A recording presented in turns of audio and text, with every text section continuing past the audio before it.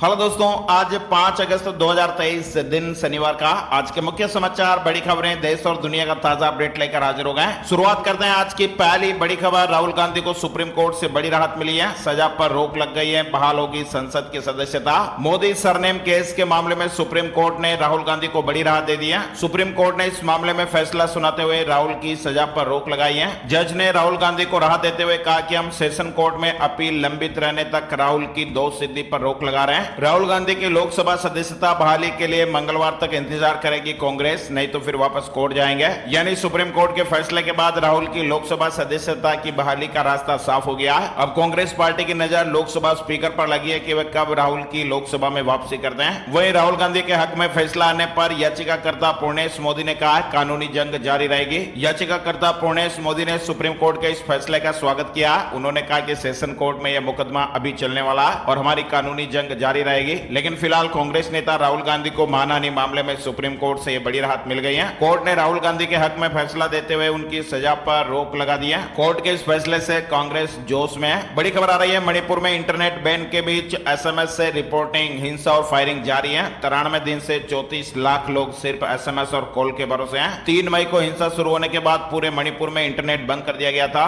83 दिन बाद 25 जुलाई को कुछ इलाकों में ब्रॉडबैंड की सेवा शुरू हुई। अब मोबाइल डेटा बंद हुए 93 दिन गुजर चुके हैं। इंडिगो फ्लाइट का एक इंजन आसमान में बंद हो गया, इमरजेंसी लैंडिंग कराई गई। पटना से 181 पैसेंजर लेकर दिल्ली के लिए उड़ान भरी थी। पटना एयरपोर्ट पर शुक्रवार की सुबह इंडिगो फ्लाइट का एक इंजन उड़ान भरते ही बंद हो गया। करीब आधे घंटे तक फ्लाइट आसमान में रही। पटना एयरपोर्ट पर इमरजेंसी लैंडिंग कराई गई। चलिए आगे बढ़ते दोस्तों, बड़ी खबर, पीसीएस ज्योति मौर्य की डायरी की होगी जांच, पति आलोक के साथ होगा आमना सामना। सप्लाई इंस्पेक्टर और प्रधान भी तलब किए जाएंगे। किसने कितना पैसा दिया, जांच टीम पता लगाएगी। रुपयों के लेन देन की जांच शुरू हो गई है। प्रयागराज के मंडलायुक्त को शासन से जांच मिली है। वहीं महाराष्ट्र के 2418 सरकारी अस्पतालों में इलाज पूरी तरह निःशुल्क मिलेगा। सभी टेस्ट भी फ्री होंगे। नासिक और अमरावती में कैंसर हॉस्पिटल भी मुफ्त इलाज करेंगे। महाराष्ट्र में 15 अगस्त से ही राज्य के सभी सरकारी अस्पतालों में इलाज पूरी तरह से मुफ्त होगा। शिंदे सरकार ने यह निर्णय राज्य कैबिनेट की बैठक में लिया, जिसमें स्वास्थ्य के अधिकार को मंजूरी दी गई है। मध्य प्रदेश से जुड़ी बड़ी खबर है, पुलिस कर्मचारियों को सोमवार से ही मिलेगा वीकली ऑफ। सीएम की घोषणा के बाद डीजीपी ने अफसरों को निर्देश जारी कर दिया है। एमपी में पुलिस कर्मचारियों को सोमवार से ही वीकली ऑफ मिलने लगेगा।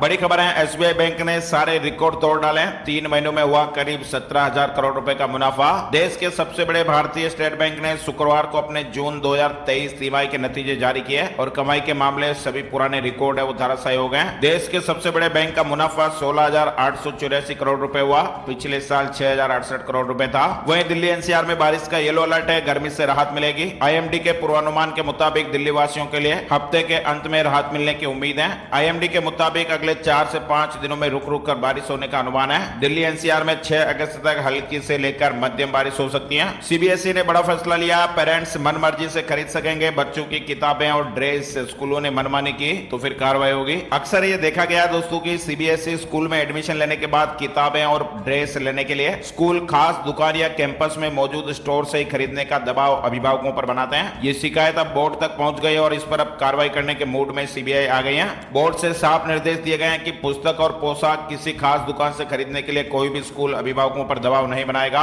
ऐसा करने वाले स्कूलों की मान्यता रद्द कर दी जाएगी। साथ ही स्कूल कैंपस में ऐसी कोई भी दुकान वगैरह है तो उसे हटाने के भी आदेश दिए गए हैं। बड़ी खबर है, डिजिटल बर्थ सर्टिफिकेट का रास्ता साफ हो गया। लोकसभा से ये बिल मंजूर हो गया। राज्यसभा से मंजूरी मिलते ही ये कानून की शक्ल ले लेगा और इसी के साथ ही डिजिटल बर्थ सर्टिफिकेट की शुरुआत होगी। यह आसानी से मिल पाएगा, जो स्कूल में एडमिशन से लेकर सरकारी आवेदनों तक में काम आएगा। इस बिल के मंजूर होने के साथ ही बच्चों की उम्र कम दर्ज कराने की परंपरा भी खत्म हो जाएगी। यानी ये डिजिटल प्रमाण पत्र भविष्य में बहुत ही उपयोगी होने वाला। कई सारे दस्तावेजों की जरूरत को ये कम कर देगा। प्रस्ताव में कहा गया कि बच्चे के जन्म प्रमाण पत्र को पेरेंट्स के आधार कार्ड विवरण से जोड़ दिया जाएगा और ये डेटा अस्पतालों समेत लगभग सभी सरकारी महकमों के पास मौजूद होगा, जिसका वे जरूरत पड़ने पर इस्तेमाल कर पाएंगे। सरकार जन्म और मृत्यु के रिकॉर्ड को मैनेज करने के लिए केंद्रीयकृत डेटाबेस तैयार करेगी। इसके लिए अलग से टीम बनेगी जो इसको मैनेजमेंट देखेगी। चलिए बड़ी खबर है, चंद्रमा के ऑर्बिट में एंट्री करेगा चंद्रयान 3। अब तक 2/3 सफर पूरा हो गया है। भारत का महत्वाकांक्षी मिशन चंद्रयान 3 अपने सफर पर तेजी से आगे बढ़ता जा रहा है और इसने अब तक अपनी आधे से ज्यादा की दूरी कामयाबी के साथ तय कर लिया। इसरो ने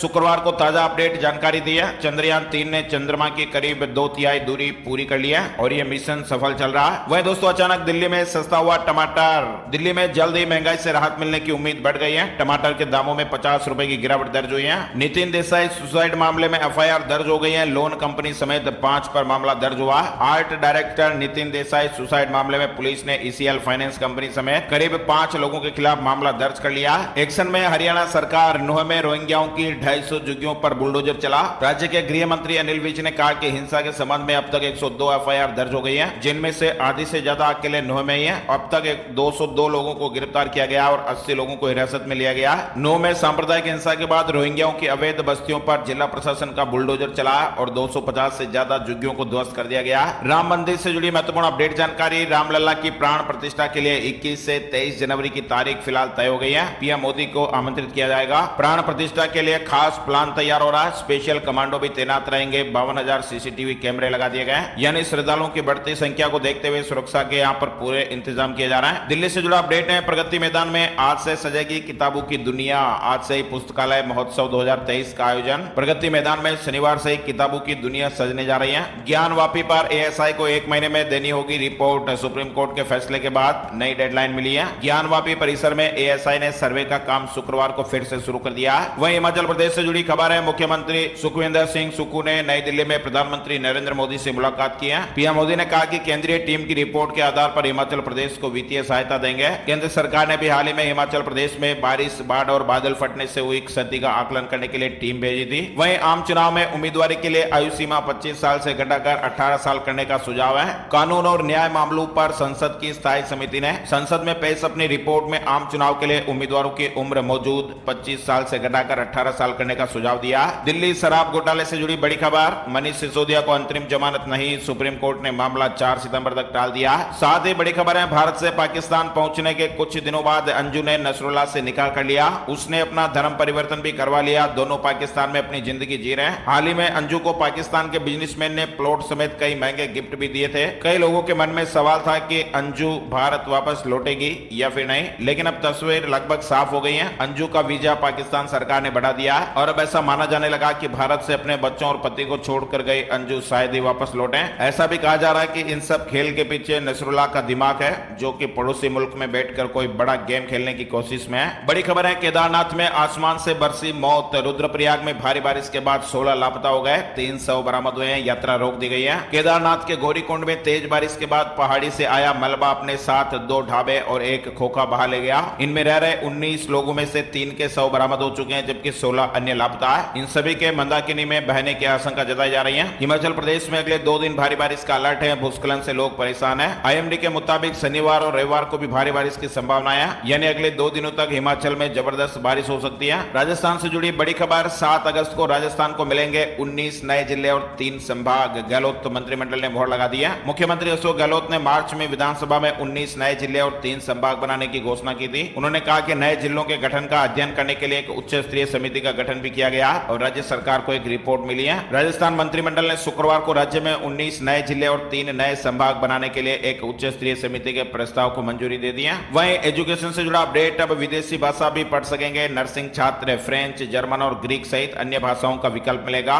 नर्सिंग छात्रों के लिए शिक्षा मंत्रालय ने यह नया फैसला लिया। नर्सिंग के विद्यार्थी अब व्यक्तित्व विकास के लिए विदेशी भाषा का भी चयन कर सकते हैं। विभाग ने इसे लेकर एक अधिसूचना भी जारी कर दी है। 28 अगस्त को रिलायंस इंडस्ट्रीज की 46वीं एजीएम होगी। एनुअल जनरल मीटिंग में डिविडेंड का ऐलान भी हो सकता है और भी कई बड़ी घोषणाएं हो सकती हैं। जेल में ही रहेंगी रानू साहू। आईएएस को कोर्ट नहीं लाया गया। 18 अगस्त तक रिमांड बढ़ गई है, सरकार ने सस्पेंड कर दिया। आईएएस रानू साहू को फिलहाल जेल में ही रहना होगा। 18 अगस्त तक के लिए रिमांड को बढ़ा दिया गया। शुक्रवार को साहू को अदालत नहीं लाया गया, वो फिलहाल सेंट्रल जेल में है। ईडी ने उन्हें कोल मामले में आरोपी बताया। कोयले से जुड़ा यह मामला। ईडी को मिले अहम सबूतों के मुताबिक रानू साहू करोड़ों रुपए के हेरफेर में शामिल थी। फिलहाल मामले की जांच जारी है। रानू साहू को 22 जुलाई को ईडी ने अरेस्ट किया था। बड़ी खबर है, मध्य प्रदेश के 34 रेलवे स्टेशनों का भी होगा रीडेवलपमेंट। 6 अगस्त को पीएम मोदी वर्चुअल भूमि पूजन करेंगे। दरअसल 6 अगस्त को अमृत भारत योजना के तहत देश भर के 506 रेलवे स्टेशनों के रीडेवलपमेंट के लिए पीएम मोदी वर्चुअल भूमि पूजन करेंगे। वहीं बड़ा प्रदर्शन, बड़ी खबर, संविदा के बाद अब 10 लाख से ज्यादा आउटसोर्स कर्मचारी लामबंद हुए हैं। 6 को भोपाल में जुटेंगे। संविदा के बाद अब मध्य प्रदेश के अलग अलग विभागों में काम कर रहे 10 से 12 लाख आउटसोर्स कर्मचारियों ने सरकार की चिंता बढ़ाई है। 30 से भी अधिक संगठनों की लामबंदी के साथ ये कर्मचारी 6 अगस्त को भोपाल में जुटने जा रहे हैं। इनकी सरकार से मांग है कि समान पद समान वेतन के साथ समकक्ष पद पर सभी लियन हो। चलिए आगे बढ़ते करते हैं दोस्तों बड़ी खबर। हरियाणा विधानसभा का मानसून सत्र 25 अगस्त से कैबिनेट मीटिंग में फैसला,